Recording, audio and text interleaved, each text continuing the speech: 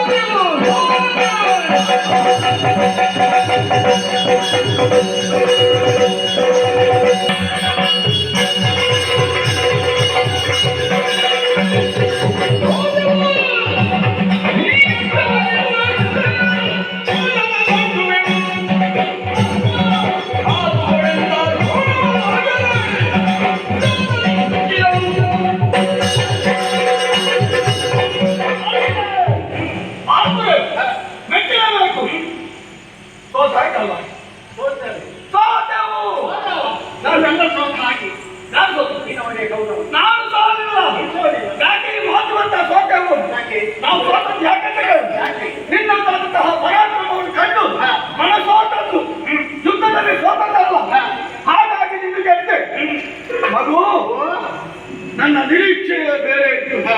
ಅಭೇದ್ಯವಾದಂತ ಕೋಟೆಯನ್ನು ಮುರಿಯುವಾಗ ನಿನ್ನ ಅಪ್ಪ ಆ ಪಾಠ ಬಂದ ನಿರೀಕ್ಷೆಗೆ ನಾನಿದ್ದೆ.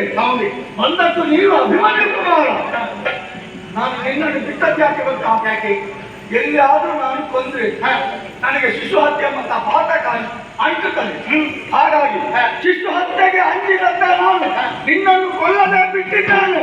ಅದಲ್ಲದಿದ್ರೆ ಈಗ ತೊಂದರೆತ್ತಿದ್ದೇನೆ.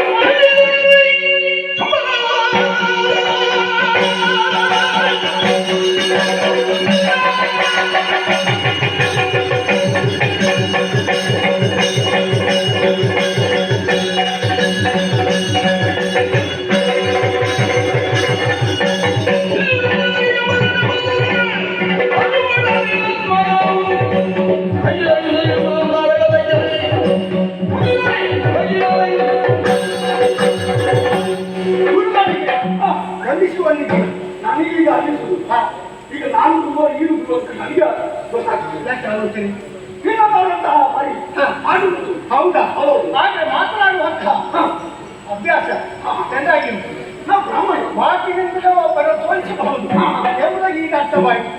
ಏನಿಲ್ಲ ಪಾತ್ರವನ್ನು ಕಳುಹಿಸಿ ಎಂಬುದಾಗಿ ನಮ್ಮ ನಿರೀಕ್ಷೆ ಅಪ್ಪ ಭಾಗ್ಯಕ್ಕೆ ಎಂಬುದಾಗಿಲ್ಲ. ಮಗನು ಕೂಡ ಕಾರ್ಯವನ್ನು ಮಾಡಬಹುದು. ಆದ್ರೆ ಹೇಳ್ತೀರಲ್ಲ ಶಿಶು ಹತ್ಯೆ ಎಂಬುದಾಗಿ ಅನ್ನುವುದಕ್ಕೆ ಮಗನ ಒಪ್ಪುವುದಿಲ್ಲ. ಬಾಲಿದೆ ಶಂಬರ ನಿಮ್ಮ ಅಸುರ ಇದ್ದ, ಅವನನ್ನು ಸ್ಮರಣ ಕೊಲ್ಲಲಿಲ್ಲವೇ? ಕೊಲ್ಲಿದ್ದಾನೆ. ಕೃಷ್ಣನಂತ ತಾರಕಾಸುರನು ಕುಮಾರಸ್ವಾಮಿ ಕೊಲ್ಲಲಿಲ್ಲವೇ? ಕೊಲ್ಲಿದ್ದಾನೆ. ಅವನು ಬಾಲಕರಲ್ಲವೇ? ಬಾಲಕನಾಗಿ ಇರಬಹುದು. ನನ್ನ ವಿದ್ಯೆಗೆ ಬಾಲಕನವಿಲ್ಲ.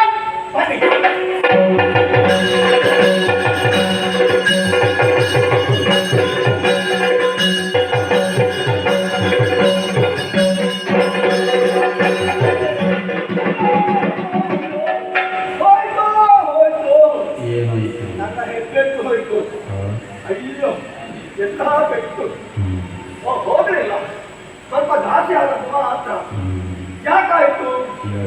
ಮಾಡಿದ್ದು ಮಹಾರಾಜ, ನಾನು ಮಾಡಿದ್ದೇನೆ. ಪಾಪ ಬೇಡರ ಹುಡುಗ ಅವತ್ತು ವಿದ್ಯಾರ್ಥಿಗಳಿಂದಾಗಿ ನನ್ನ ಬಳಿಗೆ ಬಂದ. ನಾನು ಒಳ್ಳೆ ಅಂದೆ. ಹೋದ, ನನ್ನ ಪ್ರತಿಮೆಯನ್ನೇ ಮಾಡಿ ಬಿಲ್ವಿದ್ಯನ್ನು ಕಲಿತ.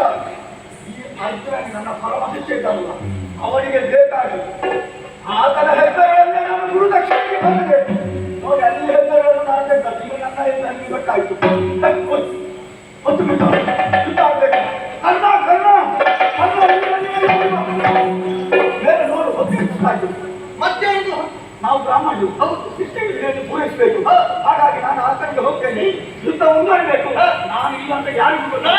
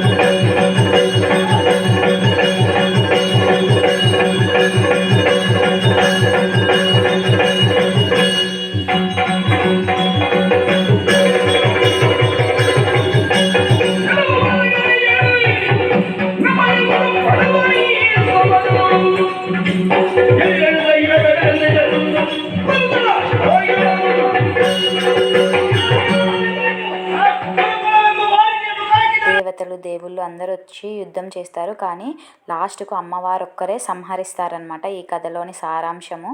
సో ఈ గుడి అయితే చాలా పవర్ఫుల్ అనమాట. దుర్గా పరమేశ్వరి అమ్మవారి టెంపుల్ మనకి ఒక వాటర్లో, అంటే ప్రవహిస్తున్న సముద్రమో ఏరో నాకైతే క్లారిటీగా తెలియదు పేరు. సో అక్కడైతే టెంపుల్ ఉంటుంది, చాలా పవర్ఫుల్ అమ్మవారు. ఇలాంటి మరెన్నో వీడియోస్ కోసం like, share and subscribe friends.